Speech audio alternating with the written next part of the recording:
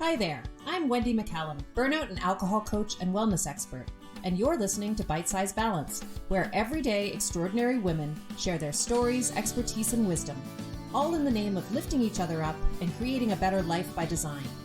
Whether it's wellness, career, relationships, food, alcohol, mindfulness, hormones, or parenting, we talk about all things women's balance.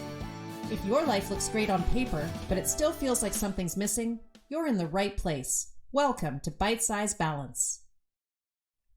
Hello, welcome back to Bite-Sized Balance. I am here once again with my friend Sarah Bailie. Hi, Sarah. Hi.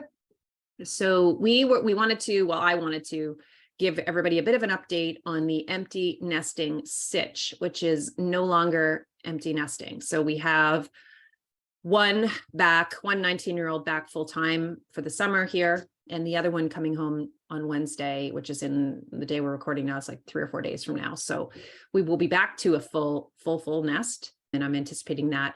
But I already sort of feel like we're back there. And I just wanted to talk about how what I anticipated is different than what I'm actually feeling, and just sort of some of the stuff we probably don't talk enough about empty nesting. And I bet there'll be lots of people listening to this podcast who get some of the stuff that I'm about to say.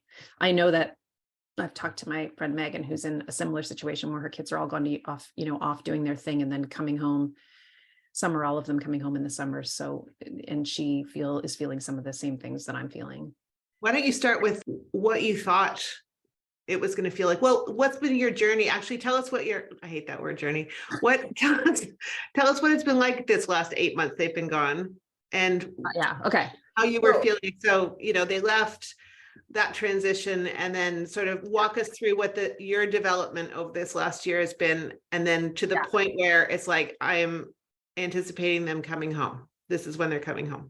Yeah. So I think if you were to go back and listen to the episodes that were probably airing right around this time last year, so we're recording this at the end of April, beginning of May, there would be such a marked, obvious difference in terms of my attitude about all of this. I mean, I was lamenting this last year. I was so sad. I was writing these like super sad essays about empty nesting and kids leaving and life transitions and grief and, all of this stuff, which was very true and felt very real at the time. Like, it was very real for me at the time. And as a result of that, I was really dreading my kids leaving. We sold their childhood home. Some of you might remember this.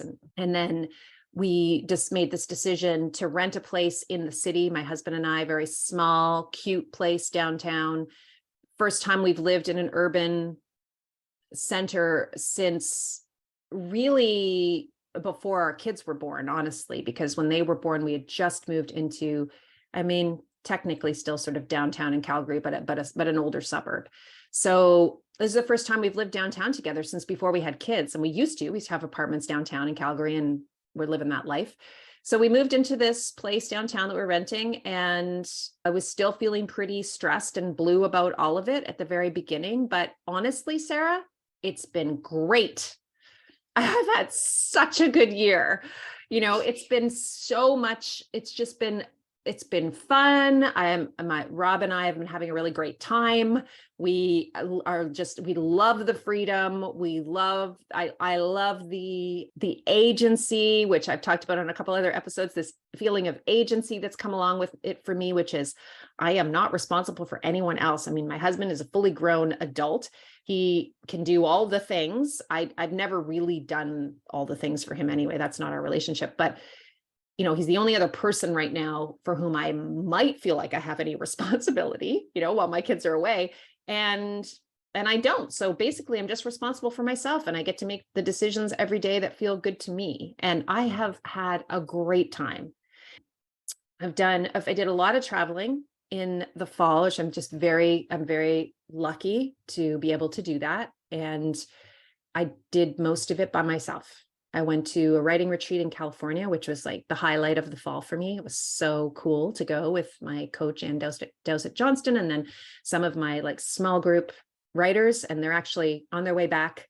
Many of them are on their way back to Nova Scotia, which is where I live, for a writing retreat next weekend that I'm hosting for them, including Anne. So that's cool. But I did that in September. And then my sister and I fulfilled one of my bucket list items, which was to go see a live NFL football game. And I wanted to see Tom Brady before he retired. And I got in just in the nick of time. And we saw Buccaneers came together in Florida, which was really fun, and some other stuff. But I just had a really great year. And my husband and I went on a trip together by ourselves. We haven't done that in forever, in the winter this year. And that was just so cool and so much fun. We had such a great time. Yeah. I can reject that. I think that the biggest struggle I saw you have sort of straddling that empty nest was when one of your kids was sick with mono. Yeah. And that was really challenging for you to not be able to parent them when they were sick. And so that was like, that was interesting. Like, oh, I'm really like owning this being, not having to do so much mothering. And yet it was a struggle when she was sick. Yeah. And that's true. And interestingly, like, if I'm being totally honest, there's also a piece of it that was like, I don't want to be having to parent right now. Right. Because I wasn't doing that. But at the same time, I love my kid, and she was really struggling, and she had a really tough first semester. And I wanted to make sure she was okay and to support her in that. So it was a weird place for me to be in September, but thank goodness she's over that hump now. But definitely with the empty nesting, and we talked about this on the empty nesting episode, like that was the thing that was the struggle, really, was finding that new place of parenting when your kids don't live with you anymore, and when they're out there learning how to be independent humans. Now, this is where it gets interesting though, with the full nesting, right? So the thing we want to talk about today, because now they're coming back. And of course, I was excited that my kids were coming home, and I was excited for us to, as my husband says, for the band to be back together, just to have them in the city with us again, and to be able to see them regularly. Because interestingly, even though my son is the one who is in the province going to university, so geographically significantly closer, I saw my daughter a lot more this year than I saw my son, because he's so happy at school and he just rarely comes home, which is great. That's what you want. But I haven't seen him much. And my daughter is coming home next week. I haven't actually seen her for at least two and a half months now, which is the longest I think I've ever gone consecutively not seeing her.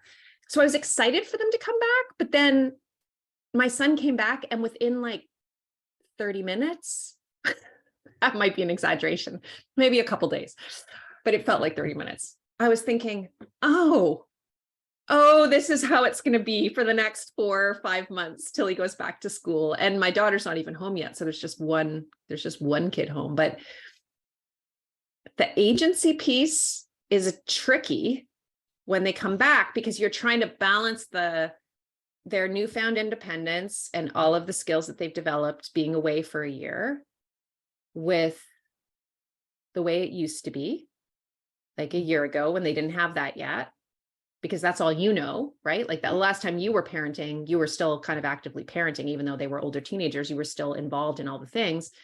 So while they went through that transition themselves, you weren't really there to see it. So it's a bit shocking when they come back and their mindset is, oh, hey, I'm here, but I'm actually not here.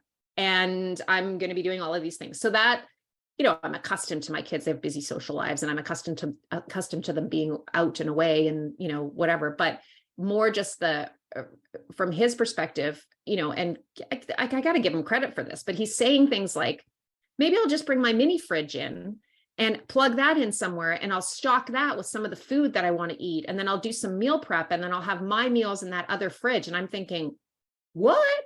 Like, what's happening here? Because we're now 4 adults we're cohabitating, and it's a completely different thing. And then I don't have my space anymore, Sarah, and it's weird, and I don't love it. And I'm guessing that other people feel this as well. I mean, I'm just, I'm all about just showing up, being truthful and honest, and as happy as I am that my kids are home, and I'm really looking forward to having some fun together as a family this summer. There's some parts of this that are really challenging for me, and sharing my space again is challenging, especially because we've downsized significantly. So the space is small And so, we're all in each other's business. I just set up my son's gaming station because he loves to play video games like most 19-year-old boys. And there's nowhere to put it except in the main living room space where I watch him on Netflix at night. So he's sitting behind me with his headphones on at night, and I'm trying to listen to my show. And I can't hear anything because he's yelling at his game and he's yelling at his friends. First world problems, but it's just a new dynamic, and it's very interesting. Did the mini fridge conversation come after the near meltdown? Yeah. And so that was his solution. So he did come up with a solution, but prior to that, I don't know if you want to share how much you were struggling with your totally. Well, you talk about it. I will share that. I was struggling. So for about the first I'd say he's been home now for a week today, I think. And I'd say for the first 4 or 5 days, I was just walking on eggshells, trying not to say things because everything was bothering me, because I was so accustomed to, by no means a neat freak, but like, I do like the house to be kind of tidy.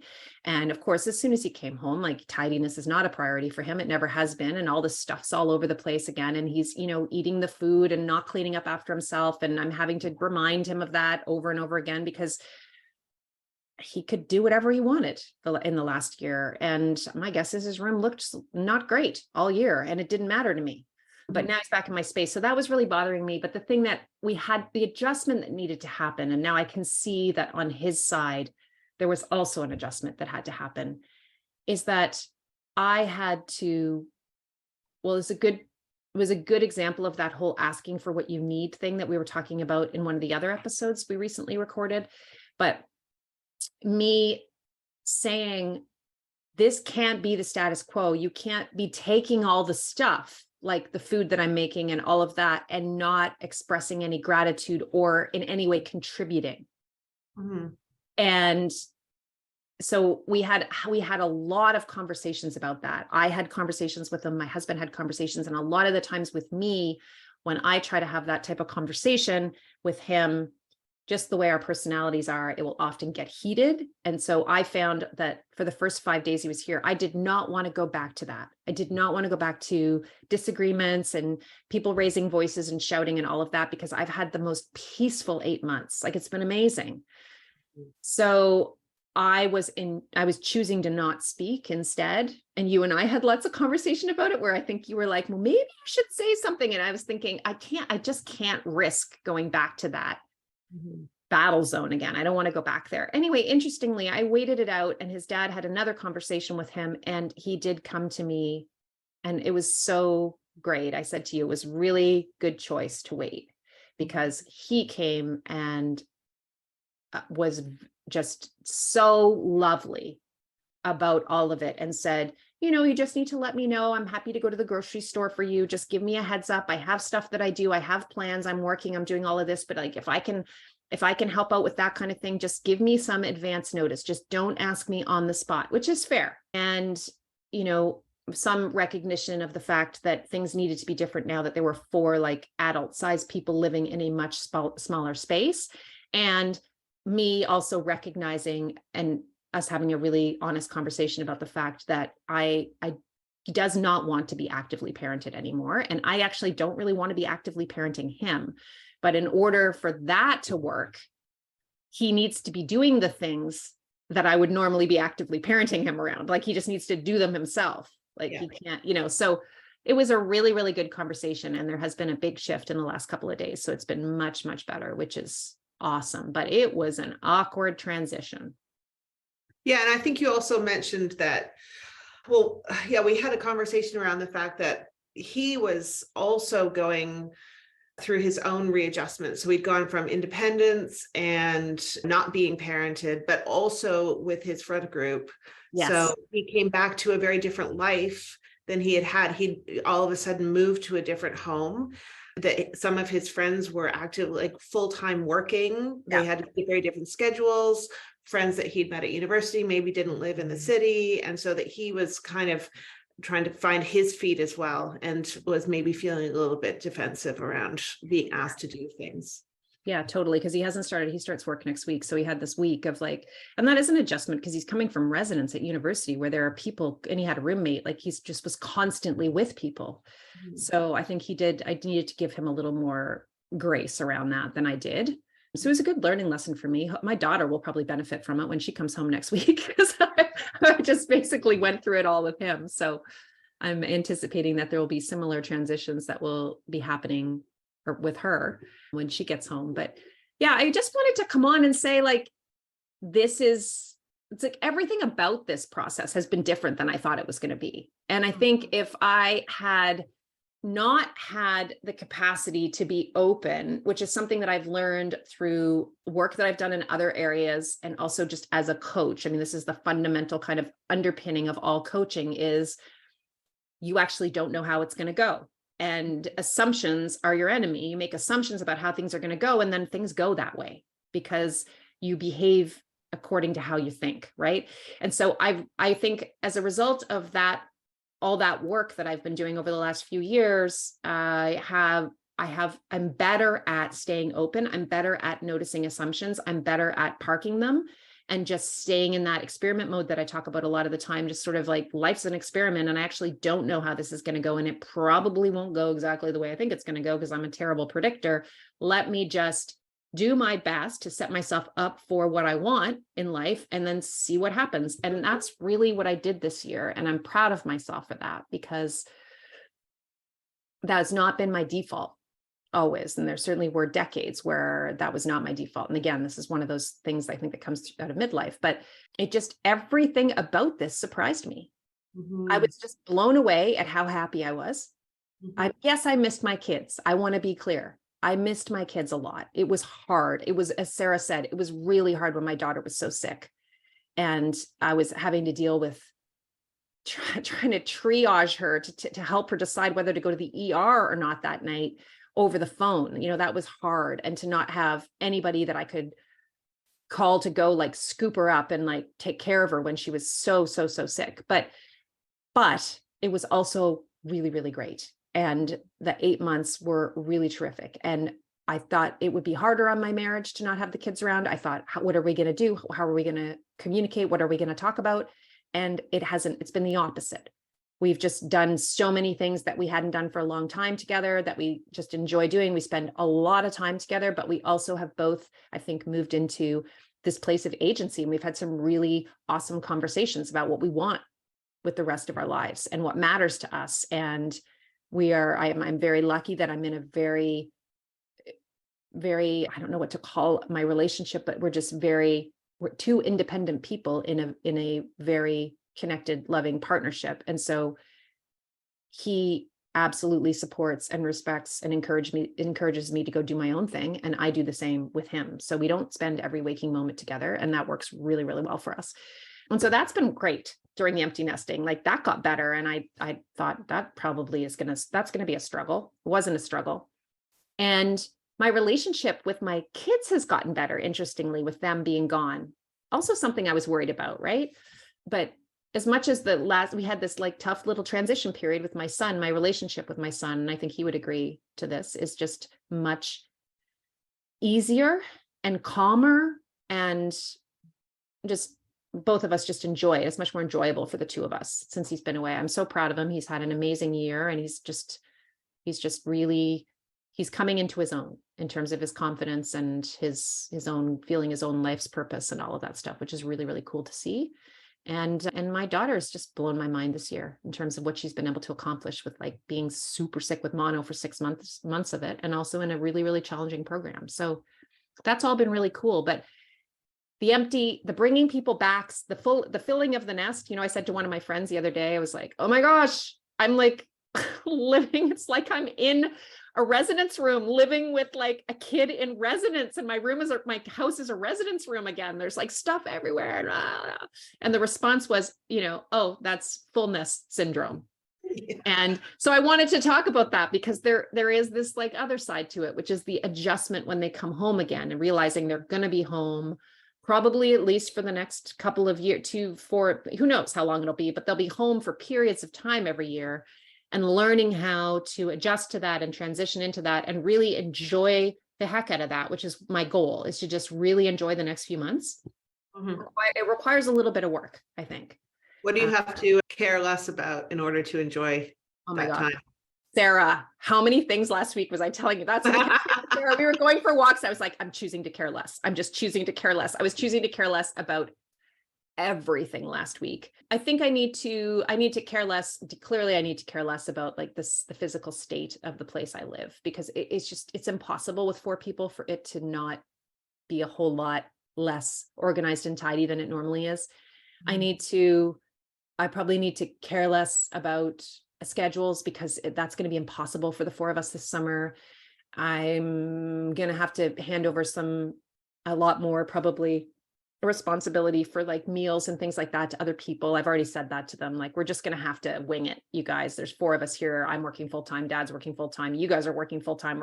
We're just going to have to figure this out. If you happen to be home and you have time to go get stuff from the grocery store and you can make dinner for 4 people, just assume 4 people might show up and make the dinner. And, so I think there'll be some adjustments that happen in all of those areas. And I need to care less about a lot of the little stuff, but focusing in on the joy, the stuff I talk about all the time, just like the moment, and being some gratitude around the fact that my kids are home. They want to be home. They're happy to be with us. And then just, this obviously not going to be for forever. And this is the very thing that this time last year, I was like counting down the days for, which makes me laugh. Right.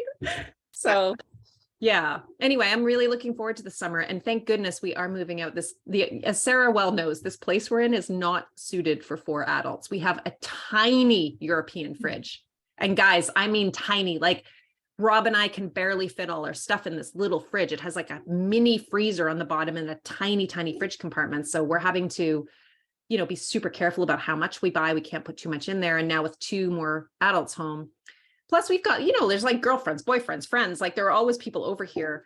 The new house that we're moving into is sort of like our more permanent downtown home. It's still very small, but it will have a full-size fridge.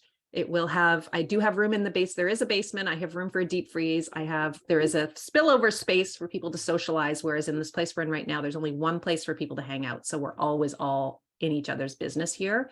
And the bedrooms are teeny, teeny, tiny. So they're not really comfortable for, as you sort of feel like you're in a prison cell if you're hanging out there for too long by yourself. So I think, the new house will just give us a little more flexibility. There's some outdoor space we don't have here, and it'll be lovely. I'm really looking forward to it. I don't know if I answered your question or not. That was a monologue. Well, you went on, but as you do. I think this is a great training wheels experience for the fact that they could be back. They could be back for longer than just a summer as they try and find their feet in a work world or whatever. Totally. And so actually being forced into this very small space together, it gives you, like, you have no choice but to start asking for what you need. And Duncan was doing that too, right? He asked for what he needed. He said, please give me advance notice. Yeah. That's very clear. And so, I think it's like trial by fire. And by the time you get to the new house, you'll have sorted things out. And next year it'll be even easier. Yeah. Yeah. We're sort of forced to. We've been forced to figure it out. And yeah, that's, I've realized this year that just how expensive it is to be alive right now. Honestly, with the kids, that's the other lesson in all of this, with your kids trying to like make it on their own. And my daughter's got an apartment with some friends next year in Ottawa, which is where she's in school, and just like trying to figure out a budget for all of that and looking at the price of groceries. I mean, it's horrendous, the cost of living right now. And we are very privileged, and we're able to, it doesn't have to be at the forefront of my mind all the time, like it does for so many people, but I just have this awareness around that. And it's made me realize kids cannot go it on their own right out of university anymore. It is a very different landscape than it was when I graduated from school. It is so expensive to live, and minimum wage is so low where we are. So I'm trying to like prepare myself for that possibility that someone will do a co-op and be home, or they'll work for a year and be home, and yeah, that's the reality these days. So anyway, mostly it's great. But there is such a thing as full nest syndrome. And I just wanted to put that out there for anyone who's felt it or is feeling it right now. You're not alone.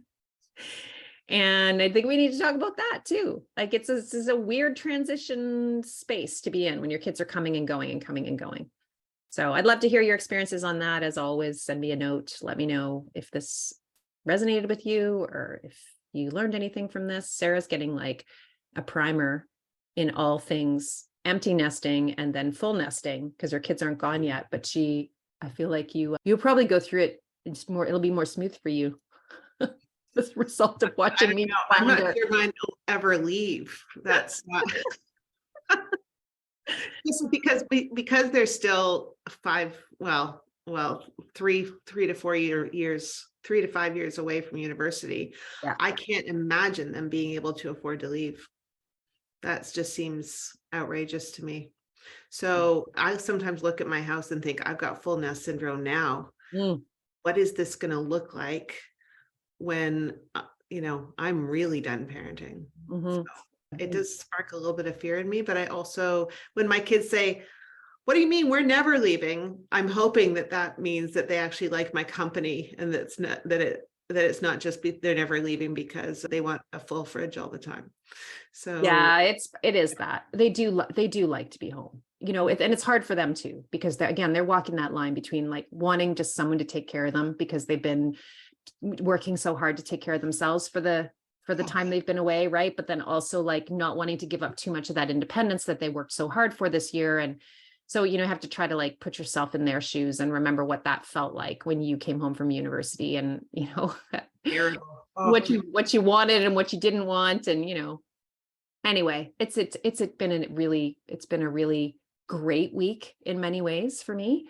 And I can't wait for my daughter to come home next week. And then it's the summer. And, as hopefully, I haven't said this yet, I don't think on any of these episodes, but this one will probably air in June, I'm guessing sometime. So Bite-Sized Balance goes on hiatus for July and August. So there will be no new episodes coming out for July and August, but we will be back. I'll be back in September with new episodes. And by the time you're listening to this, there's a pretty good chance that my new project has launched, which is a second podcast that I'm doing that is for coaches, specifically for solo coaches looking to build a resonant, profitable, sustainable coaching practice. And that podcast is called The Coaching Edge, and it's a bi-monthly. So every second Monday, there will be a new episode that drops over there at The Coaching Edge. So if you're a coach and you're listening to Bite-Sized Balance, come and listen to me over at The Coaching Edge. Basically, this podcast is coming out of something I've been working on now for the last year that I hardly ever talk about on this podcast, which is my business coaching program for coaches. I've been a coach now for 13 years and I absolutely love it. And I've made a bajillion mistakes along the way, but I've also learned a ton of things. And I'm now at a place where I am very, very proud of the business that I run and the way that I do it and the way that I get to show up in my business every day. And I have been coaching a lot of coaches privately over the last few years around setting up their businesses and doing bigger things with their businesses. And so I created this group program that's been running now for almost a year. And from that, I have decided to do this podcast. And Sarah actually knows a bit about this program because Sarah's now a member of that coach community that I run because she is in the process of building her coaching practice as well. It's awesome. Yeah, it is. It's so much fun. I love it. And the coaches who are in it just love it, love it, love it. I've just never done anything where I've gotten just this much out of it, back from it. And just the positivity of the group and how much they love the group and the learning it's amazing. So I'm excited about this new podcast that will be launching at the end of May, possibly by the time this episode airs. So thanks everyone for listening, and I hope you have a great rest of your day. Bye, Sarah. Bye. You've been listening to Bite-Sized Balance with your host, Wendy McCallum. As a burnout and balance coach, I help busy high achievers like you create a more balanced, joyful life. If you've been putting yourself last for way too long and are worried that you're burning out, grab your free burnout checklist at www.wendymccallum.com/checklist. That's www.wendymccallum.com/checklist.